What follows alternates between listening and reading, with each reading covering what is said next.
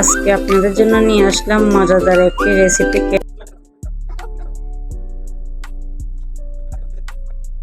Hi everyone, আসসালামু আলাইকুম। সবাই কেমন আছেন? আশা করি সবাই ভালো আছেন। আল্লাহর রহমতে আমিও ভালো আছি। বরাবরের মতো চলে আসলাম আপনাদের জন্য একটা ছোট্ট ভিডিও নিয়ে। তো আমি আজকে পাটিসাপটা পিঠা বানাবো, তার জন্য নিয়ে নিলাম 1 কাপ পরিমাণ ময়দা, 2 কাপ ময়দা দিয়ে দিলাম। তো আমি এখন দিয়ে দিচ্ছি হাফ কাপ সুজি। সুজি দিলে পাটিসাপটা পিঠাটা শক্ত শক্ত হয়। এখন দিয়ে দিচ্ছি একটা ডিম, হাফ কাপ দিয়ে দিচ্ছি চিনি,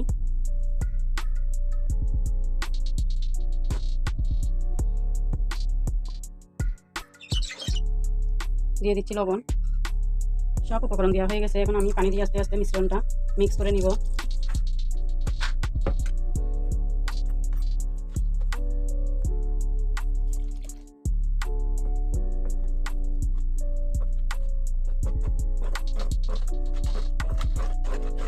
দেখুন মিশ্রণটা সুন্দর করে আমি মিক্স করে নিছি হ্যান্ড ওয়াশের সাহায্যে।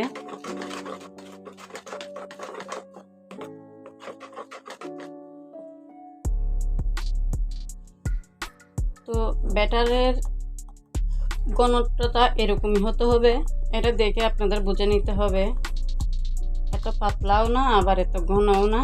দেখুন এখন আমি পিঠা বানিয়ে আপনাদেরকে দেখাচ্ছি। আমি এখন ফ্রাই প্যানটা গরম করে নিব। আমি একটু তেল দিয়ে দিচ্ছি, বেশি না, একটু করে তেল দিয়ে দিচ্ছি। ব্রাশের সাহায্যে এভাবে তেলগুলো ব্রাশ করে নিব। একটু করে তেল দিয়ে তেলটা ব্রাশ করে নিলাম।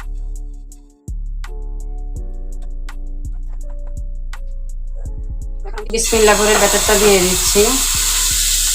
দেখুন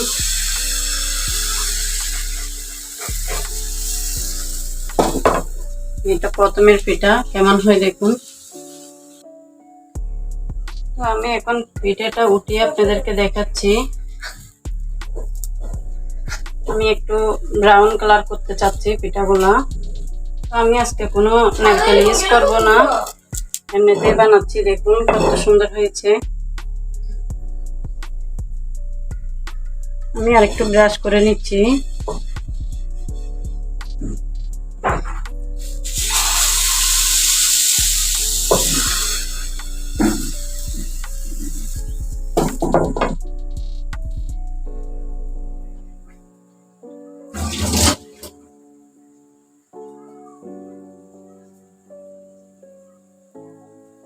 আমি এখন এই পিঠাটা উঠিয়ে নিচ্ছি।